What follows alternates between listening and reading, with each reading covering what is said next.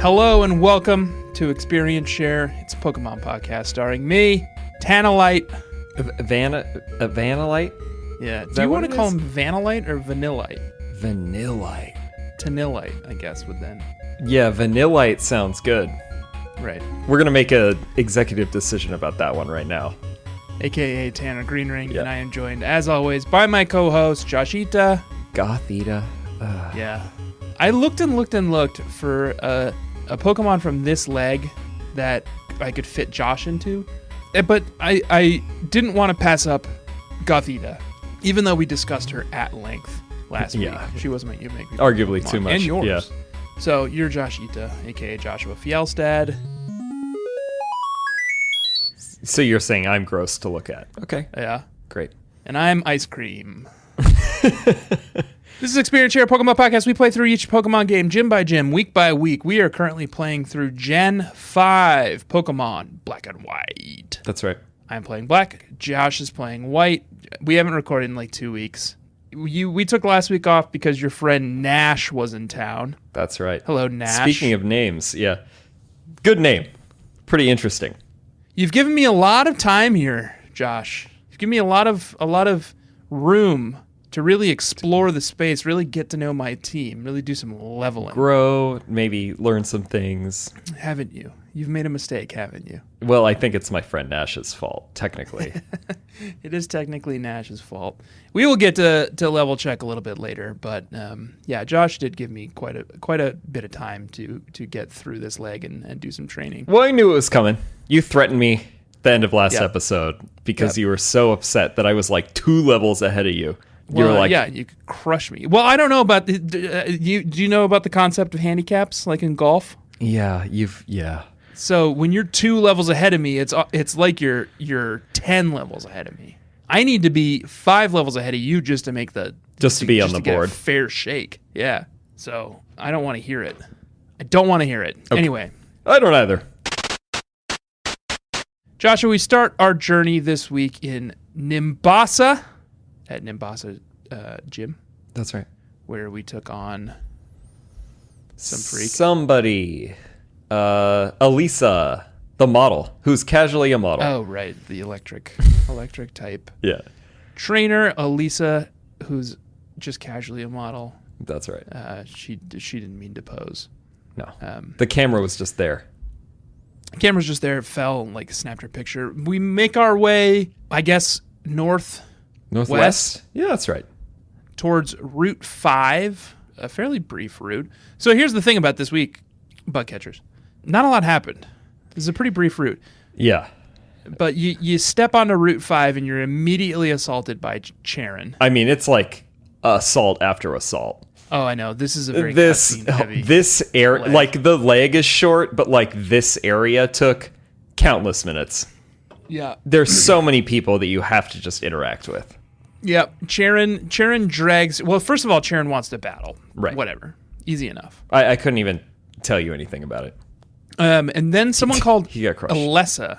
Have we met Alessa? That's the gym leader, Elisa. Oh, I barely recognized her. She comes out and she's like, "Hey, gentlemen, good job getting the Bolt badge from me.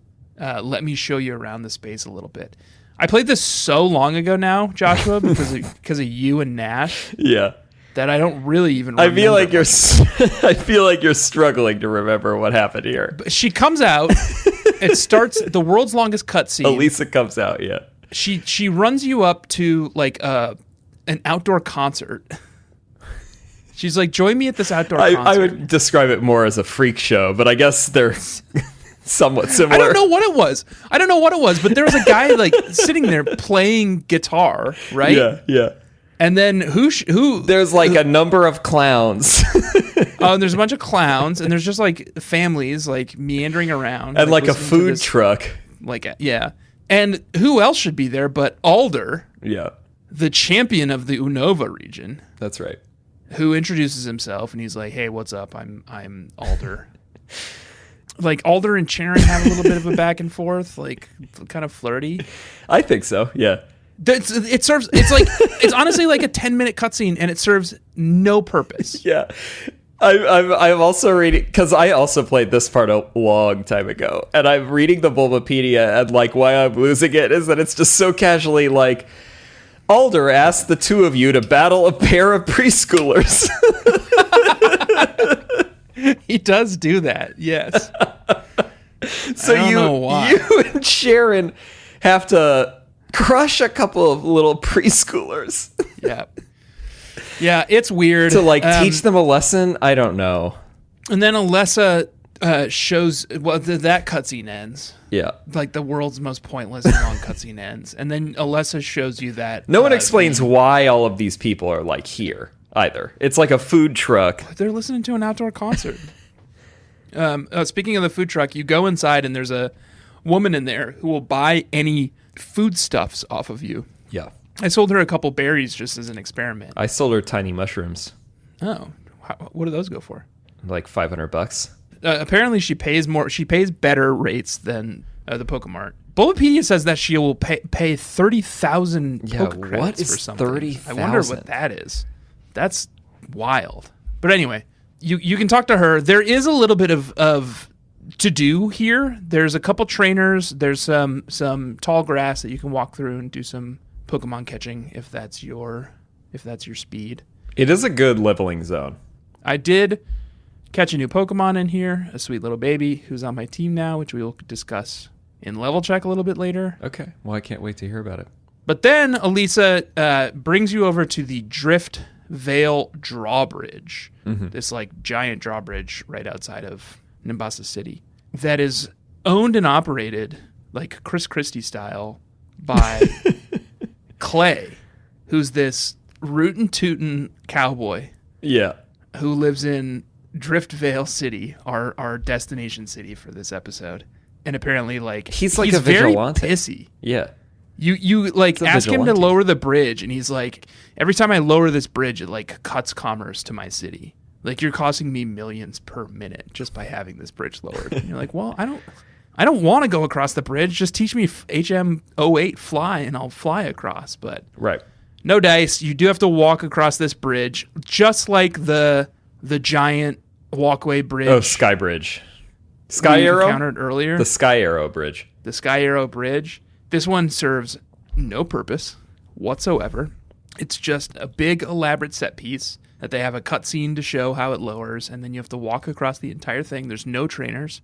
You get random encounters with the birds? With ducklets. Yeah. And they'll give you like swift wings. They're like you can do pickups. Yeah, you can get some like wings and or fight ducklets. Mm-hmm. But it's pretty rare. There's no trainers. There's and nothing to do here. Just like Sky Arrow Bridge, it's a slog. Like you just have to hold left and just keep marching. Yeah, it's a real pain in the butt. And then you end up on the other side, and you're just in Driftveil, the place that we are going on this leg. I'm telling you, bug catchers, it's a short leg. It's a short leg that we gave ourselves 2 weeks to play. Yeah, we blew it on this one. You stop in like a little island just outside of Driftveil City, where there are a couple of trainers and. So do we think this is Staten Island over here? Let's think of all the things it could be. They got some rootin' tootin' blowhards over there. Although we're coming over from a desert area. We decided that Nimbasa was likely Vegas. That's right, yeah. But it was also just after the New York of Unova. So what's the most famous? It's probably Bainbridge Island. I don't. Oh, what they call the Nantucket of the West? Yeah, I don't think so. Driftveil is Seattle, and that little island you come onto right as you're leaving the bridge is Bainbridge Island. Yeah, we don't have a lot of like cowboys though. It's sort of the opposite of that. Oh, okay. It's a lot of Frasier types. I don't know. What would this town be? There's surrounded by trees. Mm-hmm. It's the gym leader is a cowboy. The cowboy is what throws me off. Clay, and he has ground type. It's got a gym. big bridge. They got the cold storage, lots of containers. I mean, it's almost like San Francisco. It's a port city. Yeah, right, for sure. I mean, it could Bay be Seattle Area at that point as well. What's this little island with the thing on it, the little structure? Have we explored that? No. Are you seeing this little island that has like a lighthouse on it? Oh, Maybe that's Alcatraz. that's interesting because we can't go there yet. We don't have surf. Right. Maybe you're right. Bay Area feels Yeah, right. Alcatraz is a good argument. And there's so many cowboys. Yeah. San Francisco is famous for its It cowboys. might just be a costume, culture. but there are a lot of cowboys. He's Clay the cowboy. It's leader of a this area. Castro district. He's so funny because he's not a cowboy. He's like a businessman. He's got a little suitcase. Yeah, he gets referred to at one point as the minor king. The minor king of Chicago. The minor king of San Francisco. Driftveil. Minor king of Driftveil. Yeah. He's very funny. I like his look. He's like a classic like businessman who wishes he were a cowboy. Like big hat, vest, chaps. Yeah, in full 9 yards. And if I may, to bring it all the way back to the actual theme of this season, he reminds me of that Texan that Kramer has like run-ins with on Seinfeld, who he'll like bet at the airport about like whether or not Jerry's flight is going to land. And like tries to sell him Cubans. Yeah, he tries to sell him Cubans, like cigars, and then Kramer ends up actually Sells getting Cuban Cubans. Yeah. That is Clay. He always looking to make a buck. Yeah, you know? definitely. God, when we get to his gym is such a weird setup too. What a maniac. Clay is. I had a little trouble with that gym. In what way? Discovering. We'll get to it. Yeah.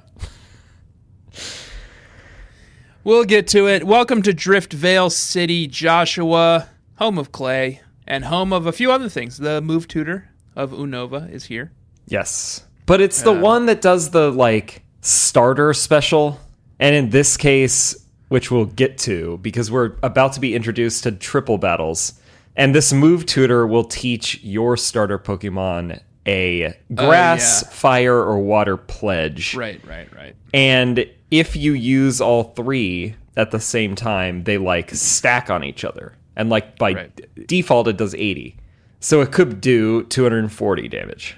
Seems excessive. And also, I don't have my starter. Oh, it has a regular power of 50, and then it stacks 50 for the other ones. So 150 I don't have total. my starter. That's not even that good. I've got guys who can do 150 damage. It's not that good. In the other games, you would just get one move, and it did 150. Right. And what's the scenario where I'm actually doing like triple battles other than with this one guy who I have a problem with? Let's talk about this Charles and his hog. Yeah, and it's a trainer danger for this guy.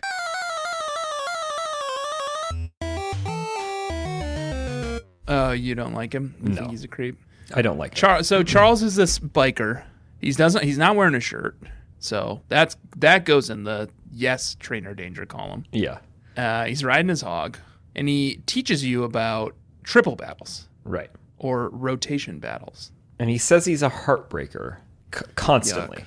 What does that mean? I don't know. He says he wanted to get the attention of a girl he likes, so he learned a new style Pokemon battling, and that's rotation battle. But all that he really ends up saying is that he's a heartbreaker, my name Charles. And he doesn't explain why he's a heartbreaker. I'm a heartbreaker. My name Charles. What? That doesn't sound good. I don't want to run into some guy with no shirt on a motorcycle on the middle of the street, and he just says, my name Charles, I'm a heartbreaker. Yeah, I think he means he literally breaks hearts with his hands. Now let's talk about the difference between rotation battles and triple battles, because apparently he presented us with different information. Oh, really? Yeah, according to Bulbapedia, I get rotation battles, and you get triple battles, and I thought they were the same thing. I did too. Because it does it as a slash, but in my game, they were referred to specifically as triple battles. Because you've got 3 Pokemon going against 3 Pokemon. So what's happening in a rotation battle? 3 Pokemon going against 3 Pokemon. Okay. One at a time.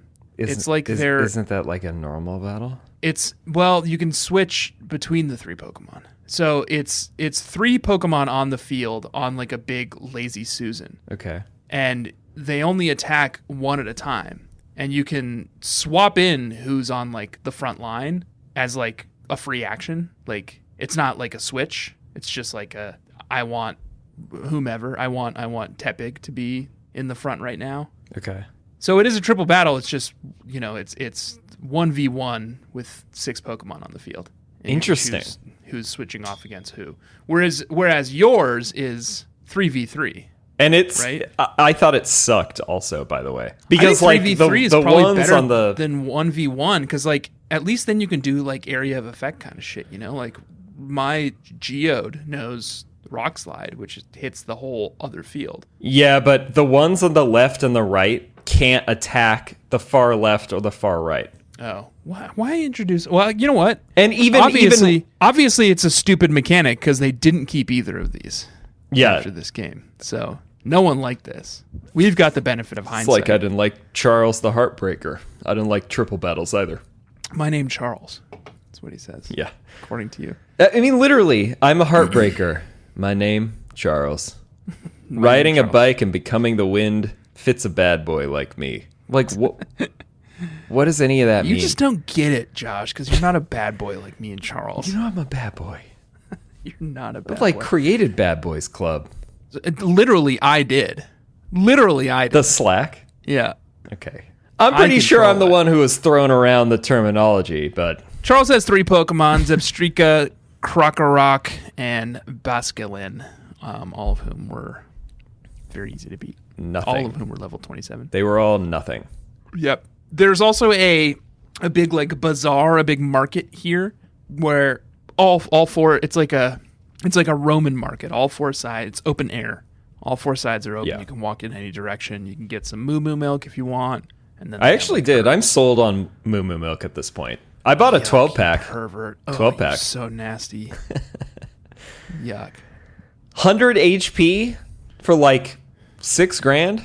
That's worth it. Yeah, that's not too bad. I feel like I'm doing well on with each money this gen.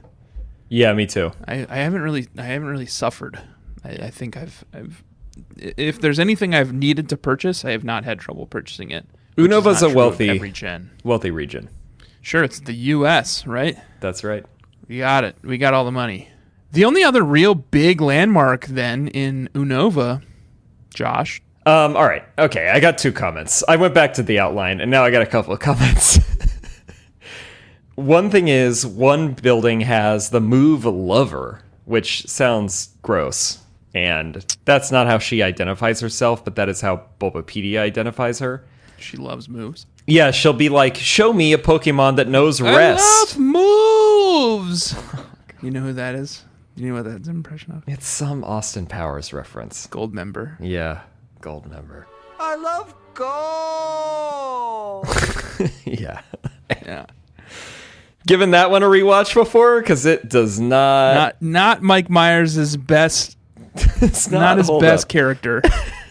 No, I can't. I recently rewatched the first Austin Powers, and that one was still pretty funny, pretty problematic. No, that I mean, totally honest. I think I mean specifically the first one. Like, I tried to watch it with some people like 3 or 4 years ago, and we made it like 35 minutes in, and we were like, I like can't in good conscience, like good conscience, keep watching this.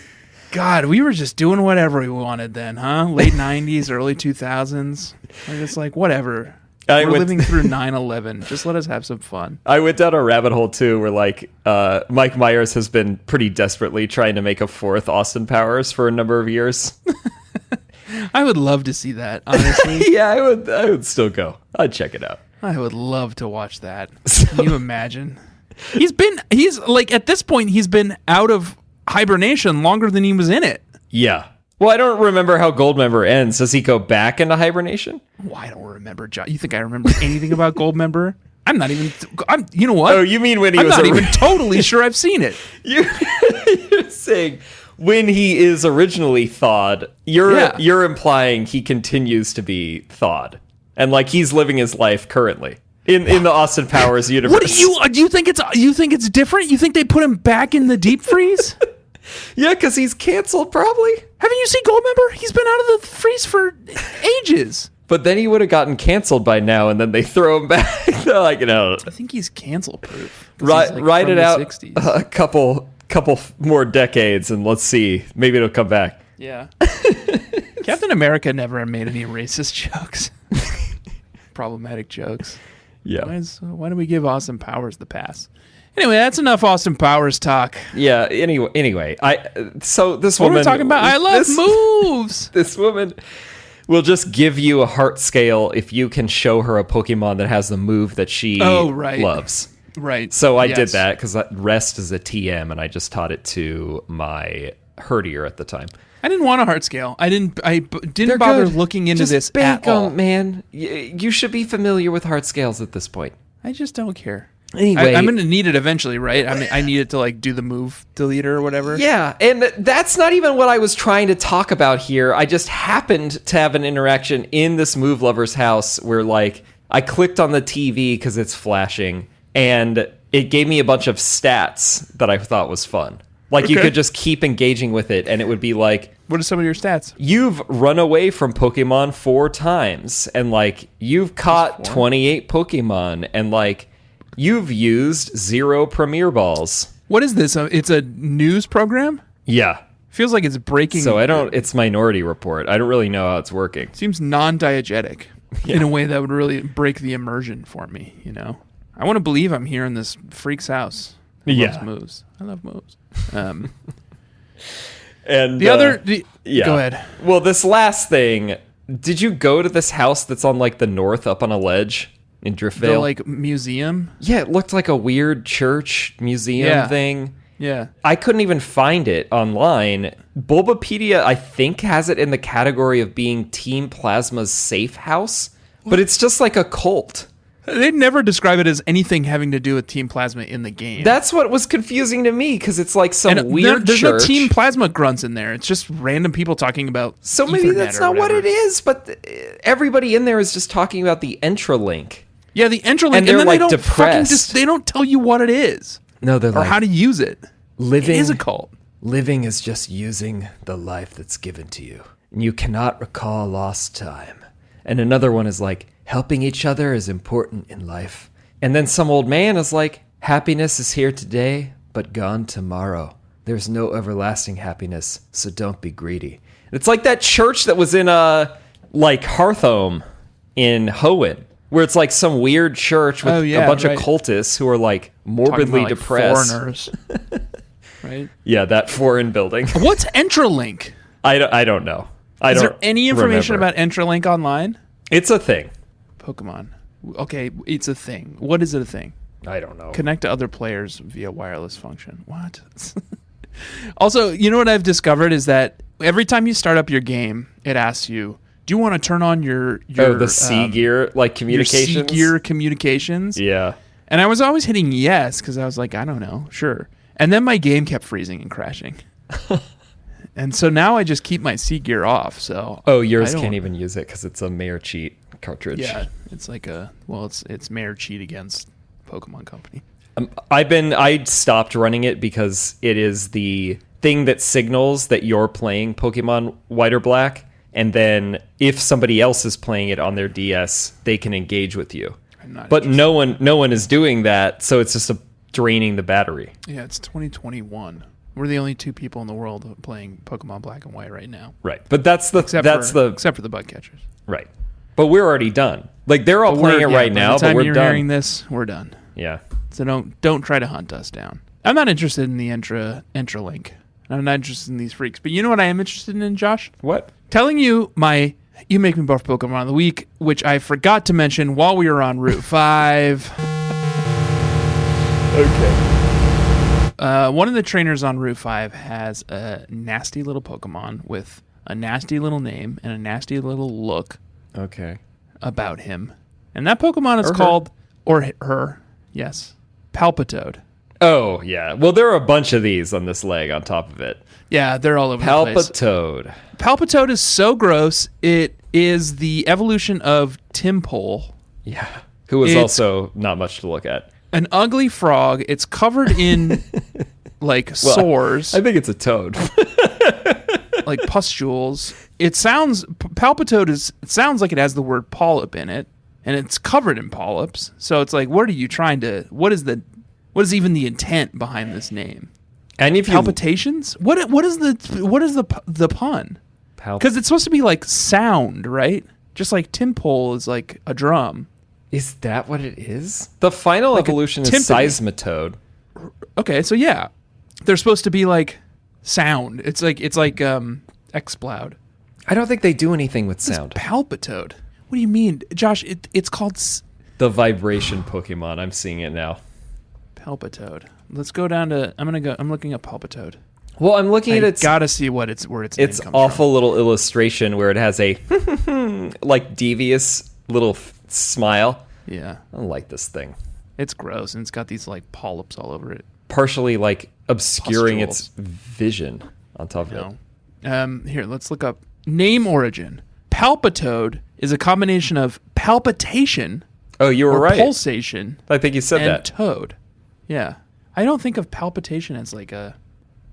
It's not really like a vibration. A vibration thing, but I guess it is. Pulsation. It says here. A noticeable rapid, strong, or irregular heartbeat due to agitation, exertion, or illness. Yuck. What a gross Pokemon. I don't like it. I agree with you on this. Inspired by warts. Its Gross. animation, too, is that it like flops around and then it does a little jiggle with all of its like pustules. Yeah. It goes like this. It's gross. I'm looking at the picture of Seismitoad. Also very gross. This is a gross line. This is a yucky line. Also water ground. I don't know if I think it's probably yucky, yeah. I don't know if I believe in it. And also, they're just like, this entire leg was riddled with them. Oh, yeah. They were all over the place. I kept having to stare at its ugly ass mug everywhere I went. They were in the wild, like on Route 5, and then all the trainers in Clay's Pokemon Company. gym. You think I'm going to catch this fucking thing? No, thank you. No. I was too busy catching piles of literal trash and happily catching piles of literal trash over this thing because this thing is so gross. Joshua, the next big event on the horizon is that Team Plasma's up to no good in Driftveil City. That's right. And they've taken up residence in cold storage, which is the docks. It's this kind of transit area for boats the where they south can of the city, yeah. put things into big refrigerators. And like containers for like cargo ships. Yes. Yeah. Let me ask you a question about cold storage. I'm not falling for that one. What? I think you're trying to make us go to a break right now. Why would I say, let me ask you a question about cold storage and then throw to break? How does that make any sense? Always ask me a question and then before I can answer it, you make it go into the break. Let's go to break. Got you. Joshua, welcome back. Bug catchers, welcome back. We are headed down to cold storage. Cold storage. Cold storage is kind of this pier, I guess, for lack of a better term. Specialize in importing and exporting. That's good. That's a Seinfeld reference. That's right. We're meeting a friend of ours for lunch. Works here in the building. Yeah, Art Vandelay. Which company? I don't know. He's an importer. Import. And exporter. He's an importer-exporter. I'm an architect. You head down. It's sort of like Team Rocket, or what was the building they took over in the first game where it was like Silphco? Yeah, Silphco. It's a little like Silphco where Team Plasma has moved in and taken over, and there's equal parts confused and scared dock workers. Yeah. And Team Plasma grunts. And then occasionally a dock worker who will also battle you. Just like which is confusing. In Silphco, how there was the odd scientist who would just battle you.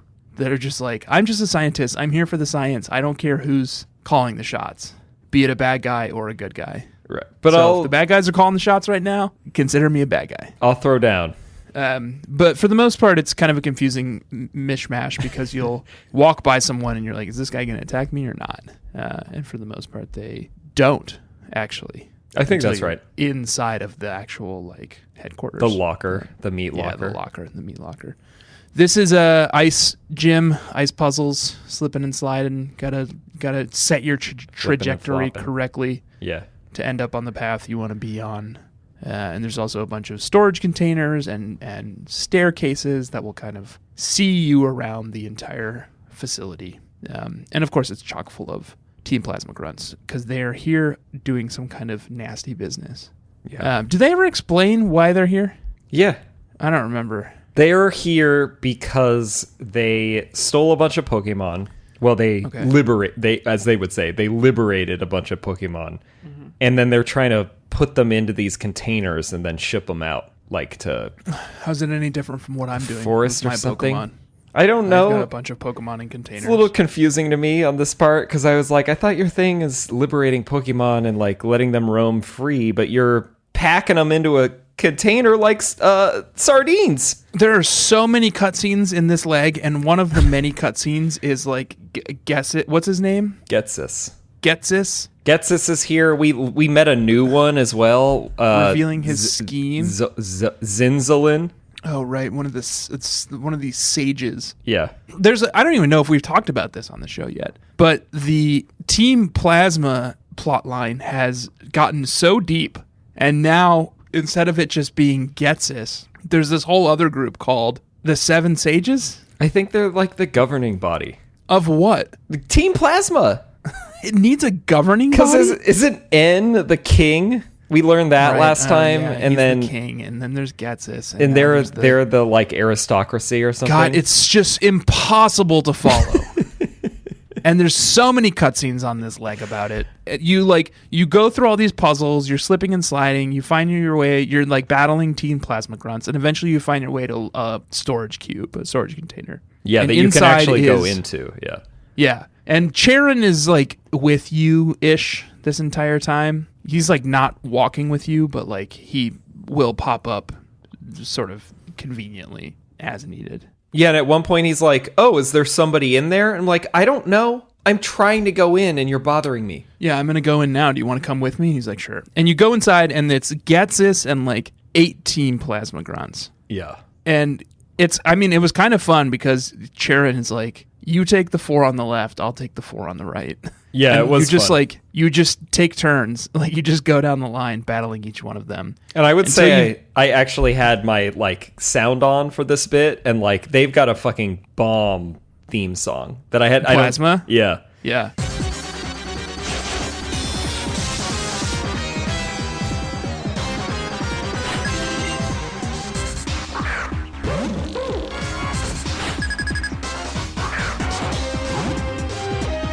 Aside from the like their logo coming on the screen, the branding is just great. Team Rocket has always been my favorite, but now I'm starting to think They're pretty cool. Team I don't Plasma's love got a the- good look with the outfits, the It's music. the outfits are cool, the music's The cool, the scheme logo's is a little cool. The like convoluted. scheme is so bad, and the cutscenes are so bad. They just love to talk and pontificate. Yeah, you catch Zinzalin, who's like an old man. Well, He's one of the seven. They all are. sages. And then they're like in this meat locker, like huddling, trying to keep warm. Yeah. But Yeah, you one beat- of the little grunts is like, I'm starting to feel really warm suddenly. And it's like he's about to die from hypothermia. Oh yeah. Or he's about to die from me cracking his head open with my Pokemon. It's little column A, little column B. So you take on 4 of these guys. Charon takes on 4. When you beat them, Clay comes because apparently he's the fucking law in this city too. Yeah. I would call like- it vigilante law, but It's completely vigilant. Like- He brings like these like dock workers with him. They arrest Team Plasma. Is that a citizen's arrest? Like nobody here is part of law enforcement. Where's Officer Jenny? Exactly. I guess they finally defunded her. They defunded her. Now it's on the people. It's the people's job to do the law enforcement. So yeah, he hauls him off to cowboy jail or whatever, the Clink. And you can go and grab the Never Melt Ice in the corner now, finally. The Yeah. only reason to come in here. And then confusingly, you leave. God, it's just so confusing too, because like they're all of the main bad guys of Team Plasma have the same sprite, where it's always like an old man in robes sprite. Right, with like different lengths of hair. Gray hair. So you leave the cold storage and you're like, okay, good, I'm done with that now. And you walk up to Driftveil Gym to take on Clay, because when you're leaving cold storage, he's like, great, thank you for your help, come on up. You've earned And my we'll- trust by doing my job for me. Right, so now we can battle. Yeah. And then once you get there, all the Team Plasma grunts are just hanging out outside with Ghetsis. Yeah. And Ghetsis like tells Clay to release Zinzalin, and he does. Yeah. He's It's like, like, what? "Whoa, I guess I taught all of you a lesson already, so you're free to go." And they just all leave, what? and I just like, What kind of a vigilante are you? this is honestly like 10 minutes of slamming A, trying to get through these fucking cutscenes, and it's like, I don't even get the point of this anymore. Who are the Seven Sages? Is Ghetsis a Pokemon? Like, they're sort of implied. Wait. They like Is implied. Ghetsis a Pokemon? Is he a Pokemon in disguise? Why do you think that? Because they sort of imply that maybe he's a Pokemon in disguise.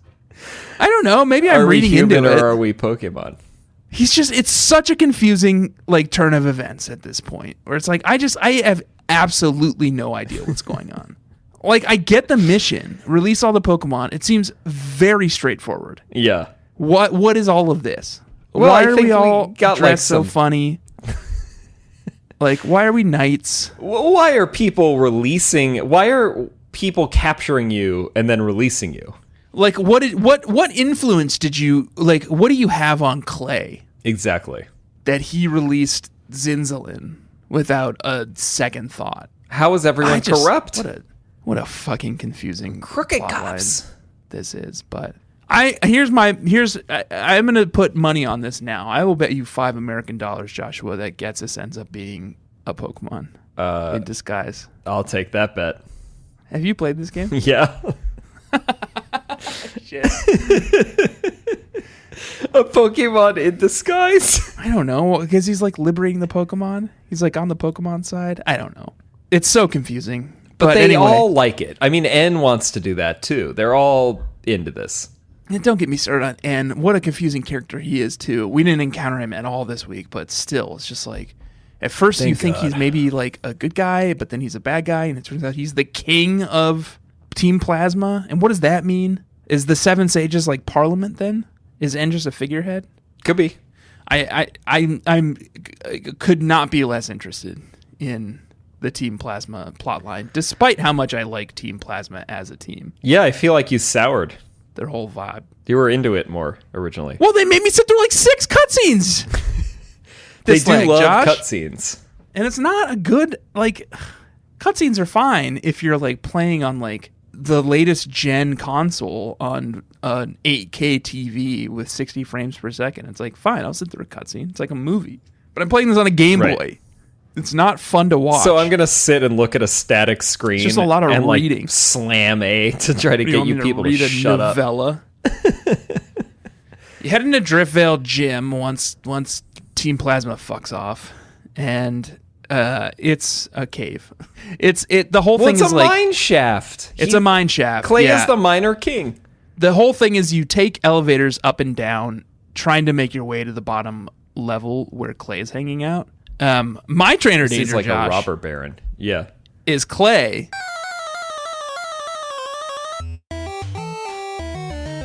Because look at these working conditions that these gym trainers are in. Yeah, they need to unionize.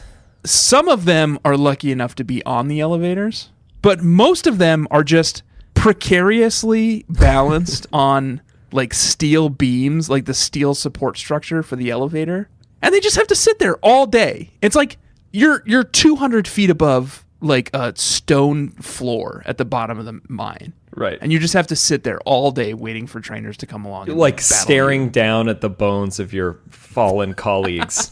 you. Like narrowly dodging elevators, like whizzing by you. Right. I Like, mean, this is whizzing such by a your face. common occurrence in here that they have a law clerk in here, Clerk Isaac. Yeah.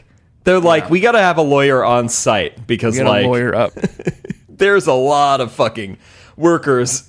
There's clearly no Compensation OSHA lawsuits in happening here. Unova, right? 'Cause they'd be all over this place. Yeah. I felt so bad for these fucking trainers, like perched up on this steel scaffolding. But the puzzle is you kind of take elevators up and down in like there's a grid of like 6 elevators, Yeah. 3 by 2, and you take them like up and down levels until you can eventually find the elevator that goes all the way down to the bottom where Clay has quite the mining operation in effect. The mining itself seems to be automated. He's got conveyor belts that seem to be conveying precious gems, Yeah.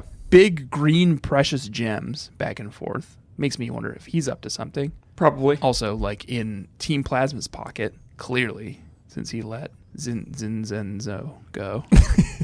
Zinzalin. But then that's it. Then you face off against Clay, the ground type Pokemon trainer. Well, I do want to highlight what his workers had, Okay, sure. which is that they have Palpitoads, Sandiles, Yuck. and then they have Joshy's sweetie, Drillbur.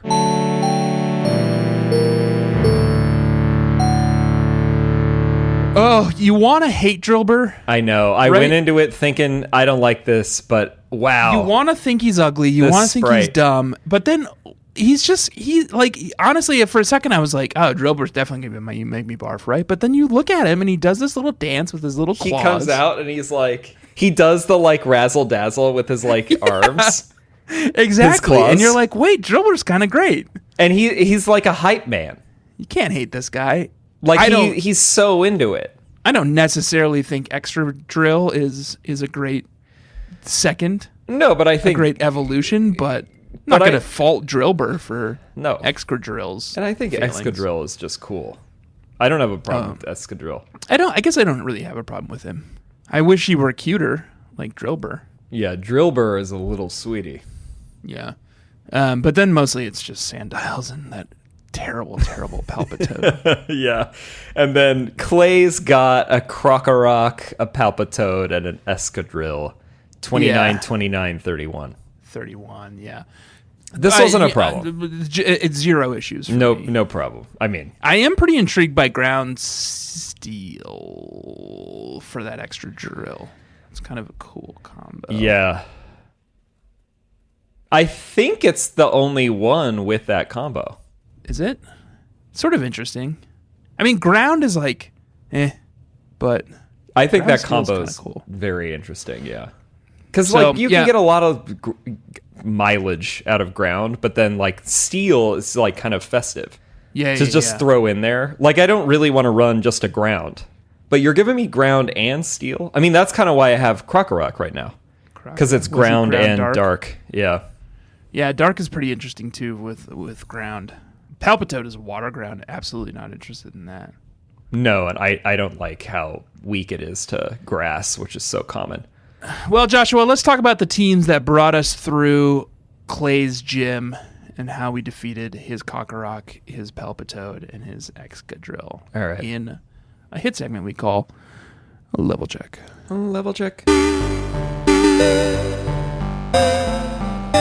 What you working with? Well, I went into it feeling kind of proud, but I'm a little scared based on your comments so far to learn what you have. Plus, I can see them on the sheet here. Yeah, you can read them. I've got Jerry Seinfeld, because Joshua, my character, is naming all of his characters, his Pokemon, after Seinfeld characters, which, as we all know, took place in Castelia City. And Jerry is a Samurott now, level 36. Yeah. Final evolution. I want to talk about Samurott for a second, Okay. because I don't know if this is a hot take or a common take. I think Samurott's ugly. God, what? You don't I think think- it's cool? You could think it's ugly. I think there's it's absolutely nothing cool about this thing. cool. That it has a big shell on its head and like wise whiskers and like abs. No, I think it's the abs ugly. are kind of weird. And I'm so curious to see what pecs the are bug weird. catchers think. The pecs are weird. I don't know. I just don't think it's a good design. I also don't think it's a good follow up to Dewott. It's a Like you've got these kind of fun Strange little pivot. scrappy like otters, you know, and then you've got this like sea lion or something. I don't know. I just think it's ugly. I think it's a bad design. Hot take. Sounds like it's a hot take. Samurott's design. I mean, I think so, but I don't really know what everyone's opinion is. I think Samurott's cool. I've always liked Yeah. it. Yeah. But maybe I might be having the hot take here. Samurott's design. I think water Pokemon in these games have not been cool since Blastoise. Oh my god! I knew that's what you're gonna say. Mudkip. What? Who are some of the who are the water starters? What, God, just this in is- general? I'm gonna go through the list and tell you. I think honestly, I guess Totodile's not that bad. Totodile's fine. Oh, the Froakie's cool. No, Joshua, absolutely. These water type Pokemon suck. Okay, I don't like... I mean, first of all, Samurot's terrible. I think the grass starters in general... I don't want to... Let's not talk about... ...is the best type. Poplio. But, yeah, I hate Poplio. That's what I was about to say. There's Totodile... no way that you're ranking Oshawott line lower than Poplio line. Oh, no. Poplio might be the worst of the worst in water starters. Totodile, Crocodile, for alligator, fine. Squirtle, Wartortle, Blastoise, like S tier. Perfect.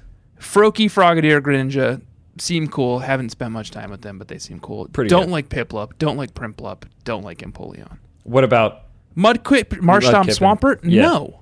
Bad. I think there's only 2 lines here that are salvageable. And it's Blastoise, Greninja, and like Feraligatr gets like a honorable mention. And the rest are terrible. I mean, I would probably say I agree with that, but then number 3 is Oshawott, Samurott, Dewott. I disagree. But that's why we're different people, with different tastes. That's what Some makes of us have the better show taste than so others. compelling. Yep. I'm going to say fire type is always the best. You said grass. I like grass. Yeah. I mean, there's some great grass type Pokemon. I just think grass is super consistent I also for like the starters. I think one of my favorite starters They're all is probably Rowlet. Of course. And it turns into that little goth teen and then that little like close-up magician. What a journey that kid goes on. Yeah, the Decidueye. Yeah. But then look at that. I guess what's that? Snivy? Snivy. Snivy's pretty bad. Yeah, but I think it turns out well. Yeah. I think Serperior is cool. Yeah, it's a tough one. Fire seems to be the most consistently cool. Although you don't like Tepig. No, I don't at all. No. Well, Charizard's cool. I mean, of course. Everybody and knows I guess that. Combusken's gross too. You know what? I don't know. Torchic is gross. Like, Chimchar's gross. Chimchar's pretty gross. You got that buff Fennekin cat is pretty is good, cool. though, and Litten is fun. Yeah, Incineroar. Yeah. All right. Cyndaquil's like, whatever. Typhlosion, whatever. So you have a Samurott. Yeah, I got a Samurott.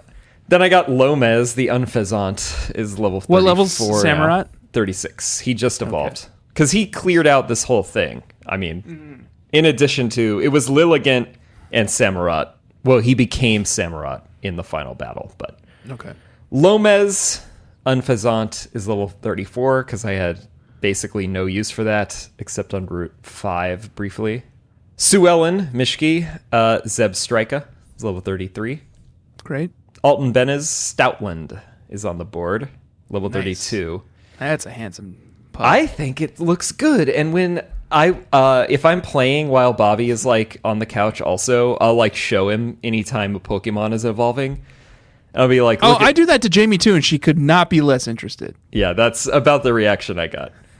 I was like, look at this little cutie, and I think Stoutland's kind of a cutie too. Yeah, Stoutland's cool. But Bobby gets a look at Herdier, and he's like, no, he's already cute, and I bet he's going to become scary and too gruff and weird. He does become and then he evolved into Stoutland, and Bobby's like, he's scary and gruff now, just like I said. But he's still kind of cool. But I think Stoutland is fun. I got that. I think, I said I was going to do it, but I'm seeing some talent that I'm interested in. So I don't know how long Stoutland's going to make it, but I do have the final evolution that's at least. tough, being a pure normal type, right? Yeah. But he learned Crunch finally, so like now he's got some firepower. Yeah. Elaine, Lilligant, is level 32 now. And then Uncle Leo, Krokorok, level 32. I can't believe you still have a fucking Krokorok on your team. Well, I'm certainly going to evolve it into a Crocodile. Is that the red one? Crocodile Hillary. Yeah. Yes. That's good. Ripped from the headlines. Yeah. That's even more relevant by the time this show comes out. Mr. Keepsies is my Pokemon trainer. He is a collector of found objects, inanimate objects. The first thing he found was a cotton ball, Whimsicott. Ooh, level 40. Whimsicott and level 40? Yeah, level 40. Wasn't that not even evolved last time, and now it's like... Wasn't even evolve. It was fed level 30. Fed it a Sunstone. Jesus Christ. Well, it carried me through this fucking gym, too. Right. That makes sense. But yeah, it's also a really good Pokemon with really good moves that I like. So Yeah. I've been playing with it a lot. Cotton Ball, What Whimsy else? Scott, level 40. Geode, Gigalith, Gigalith. level 37. What a hoss of a Pokemon this thing is. Gigalith looks cool as hell, I Just think. a big hard rock. It's here to fuck shit up. Yeah. Yeah, Gigalith is cool. He's also got some cool moves. Incense, I evolved into Masharna, Oh, level wow. 39. Yeah, you put in a lot of work. Yeah. I also love this Pokemon. Very fun. It's got Right? some fun moves. Yeah. Daruma Doll has evolved into a Darmanitan, Jesus Christ. level 36. And then 2 newcomers to the team that I caught on this leg of the journey. Welcome to the team, Garbage, Trubbish, level 34. So Okay.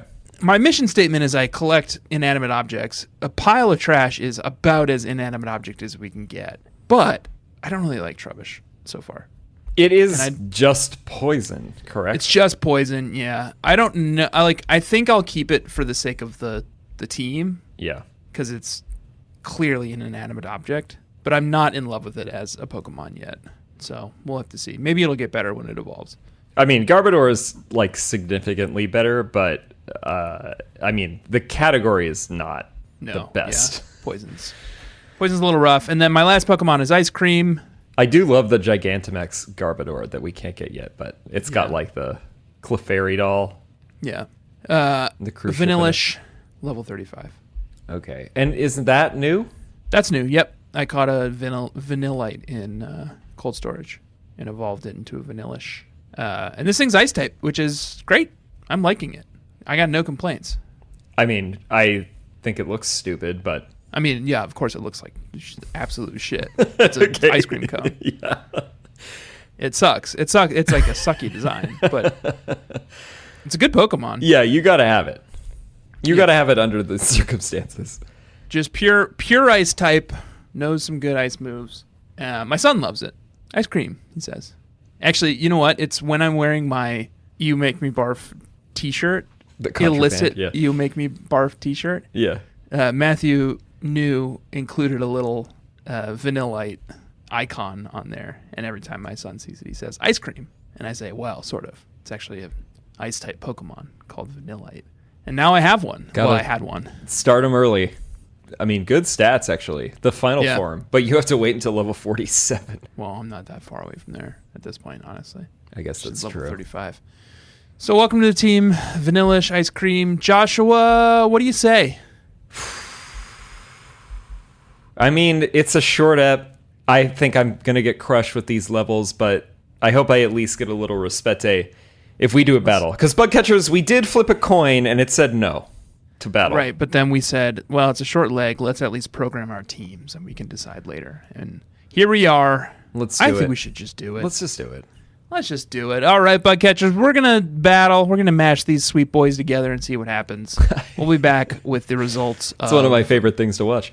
Battle 1 in just a moment and let you know who the victor is.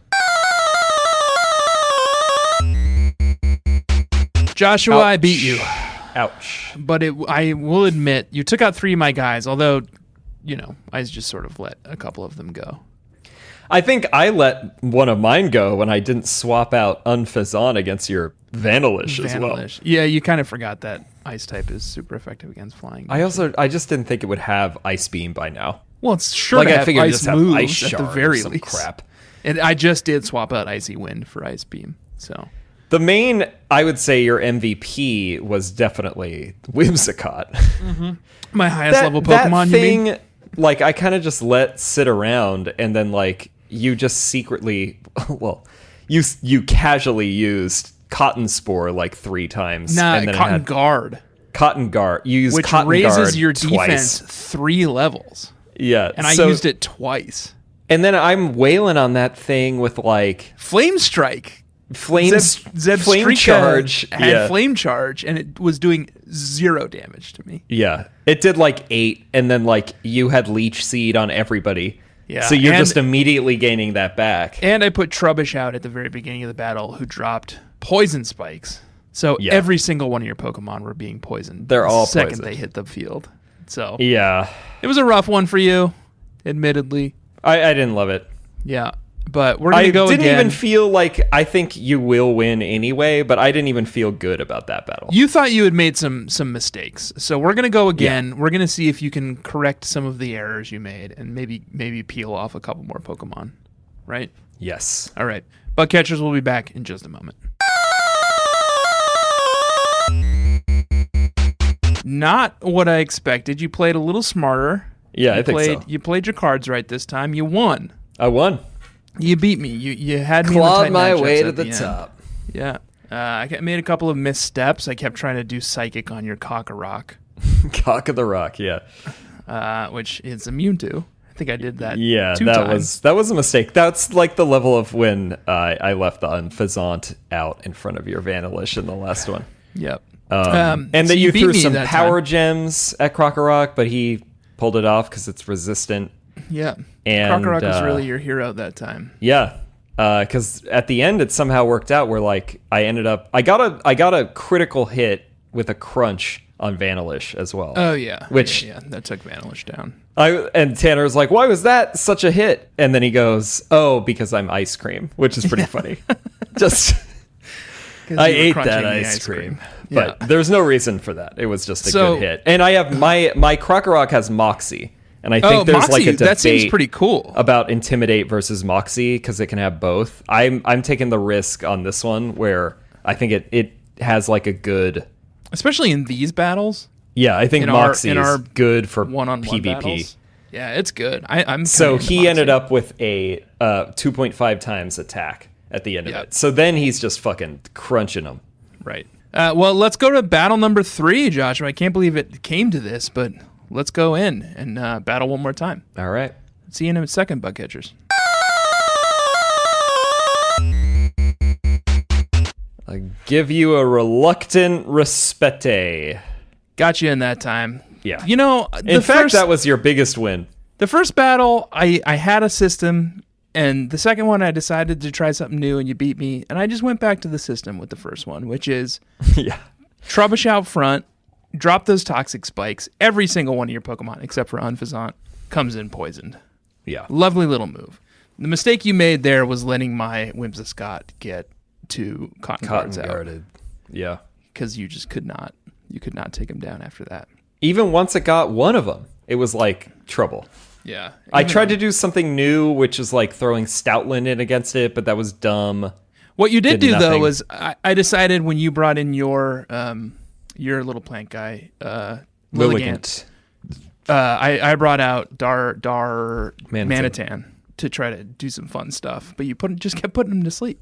Yeah, and I killed it. So you did take out my Darmanitan, yeah. Because I was trying to do Darmanitan has Belly Drum, which cuts HP in half, but then increases your attack, maxes out your attack. Right. So then I can do either Flame Strike or Hammer Arm, depending on who I'm facing off against, for like untold amount of damage. Oh, I mean, unspeakable. It would have been a one-hit KO for anything you could hit, but he was sleepy, so he just went.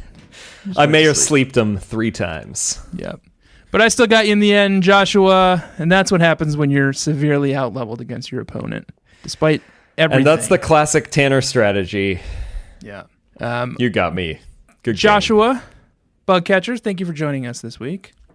My name, as always, has been Tanalite, a.k.a. Tanner Greenring, and I am joined, as always, by my co-host, Joshita, a.k.a. Joshua Fialstead. This has been Experience Share Pokemon Podcast. Please do rate and review the show on Apple Podcasts, and do follow us anywhere that you follow podcasts, be that Stitcher or Spotify or Overcast or wherever. And do follow us on social media at EXPSharePod on Instagram and Twitter. We do a lot of fun stuff. We'll do level checks each week so you can kind of keep tabs on our team. And then we got grams, audiograms. Various audiograms and other fun content. So yeah, please do follow us on Instagram and Twitter. And follow us on the subreddit. Well, check out the subreddit, reddit.com/r/bugcatchers. Yep. And there you can get show notes, and there you can see the seedy underbelly of the Bugcatchers, where there's a lot of raunchy jokes, and we like it. Yeah. And interesting memes. Yeah. I'm too cool to go on Reddit. Reddit's for nerds. So Oh, okay. I don't go on and so much. Wow. I spend. I think here. Let's look. Let's pull up. Let's pull up the most time spent on tab on my phone. You can do that? I don't Yeah. even know about this. Reddit is number 3. Okay, that's pretty high. After messages and Spotify. Okay, that's like really high. So communicating with your loved ones and listening to music are Just above edges out Reddit. how much time I spend on Reddit. Where do I find this tab? It's a widget you can add to your home screen. Well, I haven't messed with these widgets. You can see it's like time tracker to see how much time you spend on your phone. But yeah, I'm on Reddit. Screen time? Screen time, yeah. Well, I want to see what mine are. Yeah, tell me. Twitter? Yep. Oh, wait. This is not all time. How do you do it's all time? Today. You can switch the time period Twitter? to like, yeah. Messages? And mail. Mail, wow. Old school. I don't have a lot of fun on here. Google is the next one. Who uses the Google app? And then Overcast. Don't tell Spotify. I don't listen to podcasts in Spotify. Oh, nor do I. Overcast is the best one. Oh, also, we were on I Choose You this week. That's CHEWS. It's another Pokemon show about, cooking and consuming Pokemon. Each week, the hosts will choose a different Pokemon and each bring a recipe. And Josh and I were on there as guest judges, sort of choosing which recipe we thought most effectively used the hero ingredient, which was Infernape. It was an absolute blast, so do go check that out. Their website is ichooseyou.menu. That's ICHEWSYOU.menu. Buy our merch, expsharemerch.com. Still have a lot of fun stuff up, and we are probably going to be switching providers. By the time you hear this, hopefully we'll have if we switched haven't done it providers. by now, then Yeah. our lives are a mess. Hey, it's Tanner editing the episode. Obviously, we haven't done it yet, so our lives are a mess. That's it, Joshua. Thank you for joining me. Bug catchers, thank you for joining us. I will see you next week when we take on... I was hoping you'd be here for this. Nope, you always catch me off guard. Happens every episode, Josh. When we take on Mysterillian Gym. Miss Stroughton Gym. Miss Stroughton. Miss Stroughton Gym, where we take on Skyla, the flying type Pokemon trainer, gym trainer. She's gonna be in trouble. She's gonna be in trouble with my fucking Vanillux at that point. Joshua, thank you for joining me. Bug catchers, thank you for joining us. See you next week. You're welcome. Smell you later.